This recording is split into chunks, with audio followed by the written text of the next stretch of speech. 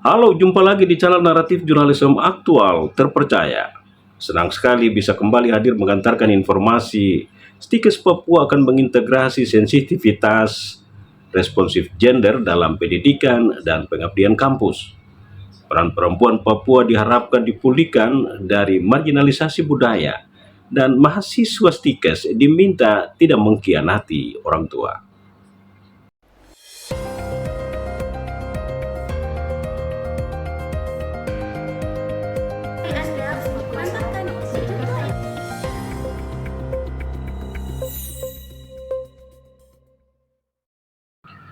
Stikes Papua Sorong akan mengintegrasi sensitivitas pendidikan dan pengabdian kampus responsif gender untuk memperkuat sikap ketua Stikes memperankan perempuan di kampus sebagai bukti kesetaraan gender. Rencana integrasi sensitivitas pendidikan dan pengabdian Stikes responsif gender disampaikan Ketua Program Studi Kesehatan Masyarakat Stikes Papua Dr. Saryana Pangaribuan sebagai upaya sadar menghilangkan bias gender, diskriminasi, dan marginalisasi jenis kelamin untuk memastikan perempuan memiliki kesempatan, hak, dan peran setara. Di depan peserta kuliah umum semester genap 2025-2026 di Auditorium Stikes Jalan Kanal Victory Kilometer 10 Pantai yang dibawa tema kesetaraan gender, budaya kerja ketiga, dan pencegahan 5 dosa besar menuju Stikes unggul. Dr. Saryana Pangaribuan menandaskan sikap ketua Stikes memperankan perempuan sebagai bukti kesetaraan gender harus diperkuat integrasi pendidikan pengabdian responsif gender untuk menunjukkan kampus sebagai garda terdepan penciptaan lingkungan yang aman, berdaya, serta bebas dari 5 dosa besar kampus. Jadi ketika tidak diperhatikan lagi apakah ini yang tidak laki-laki atau perempuan, tapi keduanya diberi hak yang sama, tanggung jawab yang sama, kesempatan yang sama, maka itu yang disebut dengan kesetaraan gender. Tapi kalau kita masih berpikir, dia laki-laki, beri kesempatan sekolah lebih dulu, beri kesempatan sekolah setinggi-tingginya, perempuan itu cukup sarjana saja. Sarjana sebenarnya bagus ya, tapi masih ada yang berpikir cukup sarjana saja, kok jadi istri saja, kok di dapur. Itu masih berpikir tidak adil secara gender. Adalah laki-laki, sehingga dia berwenang melakukan pemerkosaan, pukul, KDRT di tingkat rumah tangga ya. Apakah pernah KDRT laki-laki? Laki-laki yang dipukul begitu? Siapa yang pernah mendengar KDRT yang di KDRT itu suaminya dan lapor di kepolisian? Ada? Hampir tidak ada. Kalaupun ada, itu sangat langka. Selalu KDRT itu adalah perempuan yang memperoleh kekerasan dalam rumah tangga, baik itu kekerasan fisik maupun kekerasan non fisik. Pengajaran, penelitian, dan pengabdian nyata yang responsif gender adalah pendekatan kesadaran meruntuhkan segregasi atau tindakan mengisolasi, stereotip atau asumsi, marginalisasi atau peminggiran perempuan dan yang berkebutuhan khusus. Karena kampus yang menghasilkan kajian akademik yang peka terhadap kesenjangan gender dibutuhkan untuk menegakkan keadilan dan memberdayakan kelompok termarginalkan, memperjuangkan hak-hak yang sama dalam kehidupan sosial ekonomi. Pengampu mata kuliah Sosiologi, Antropologi, dan Etnografi Papua Stikes Papua Sorong, Elsiana Regina Sroer, berharap ada solusi terhadap budaya patriarki dan diskriminasi adat yang membatasi perempuan karena dianggap lemah.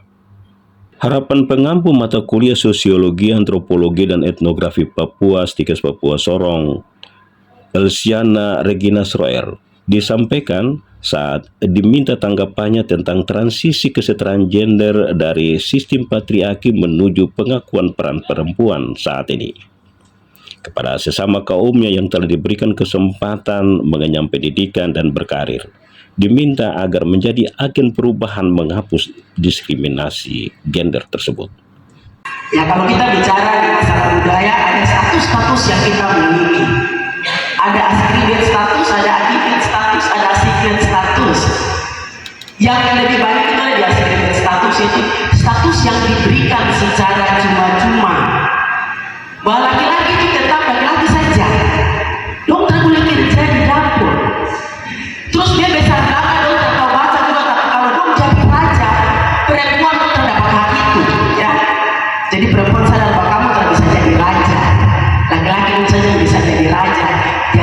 sebuah suku.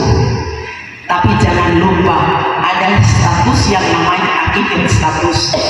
Status yang sifatnya terbuka, di mana memberi kesempatan untuk laki-laki dan perempuan menggunakan talenta yang dimiliki oleh Tuhan itu untuk memperjuangkan dirinya sehingga mendapat posisi itu.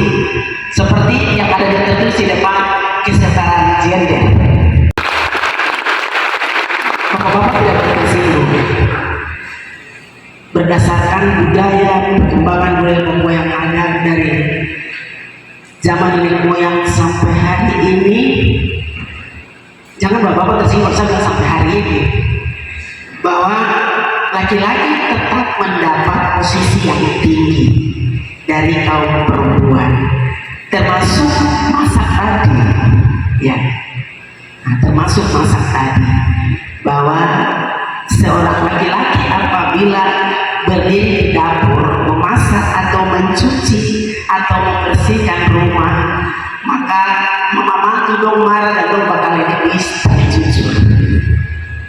Untuk meruntuhkan struktur adat yang membebankan perempuan, butuh pendekatan sistematik dan edukasi dalam waktu lama.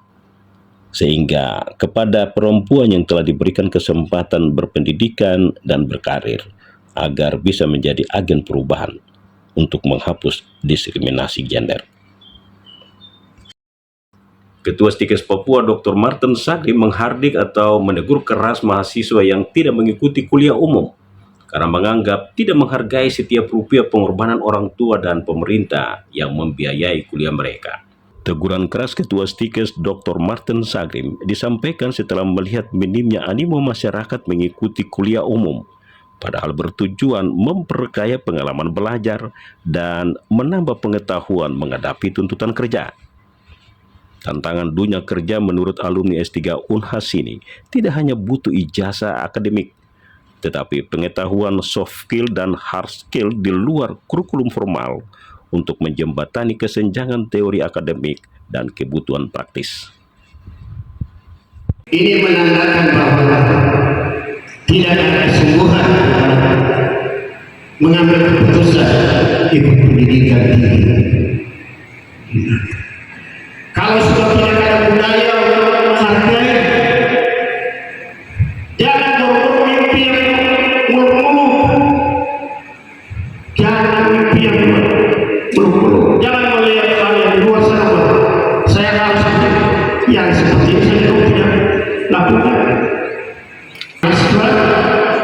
Halo, hargai dirimu, ambil cermin dan lihat wajahmu setiap pagi bangun. Saya ini siapa? Apakah saya kebetulan ada? Apakah saya ada yang maksud Tuhan untuk keluarga, untuk masyarakat, untuk daerah saya? Itu yang harus direnungkan sehingga menghargai, ya. Dan kita dikatakan oleh perasaan pemikiran kita bahwa kita ini tidak bisa, kita ini tidak mampu, kita ini punya orang tua kita batas. Buktinya adik-adik masih hidup. Bolos kuliah termasuk kuliah umum sama dengan bunuh harapan orang tua dan pemerintah yang memberikan beasiswa, karena tidak sekedar melewati satu sesi kelas, tetapi serangkaian pengabaian terhadap pengorbanan dan investasi besar yang dilakukan orang tua dan pajak masyarakat yang diterima dalam bentuk beasiswa. Masih banyak yang menganggap kesetaraan gender adalah persaingan, padahal sebenarnya adalah kesetaraan dalam memajukan masyarakat secara adil dan seimbang. Ilmu adalah cahaya hidup. Jangan biarkan cahaya redup karena bolos kuliah. Semoga bermanfaat dan terima kasih sudah menyaksikan tayangan ini.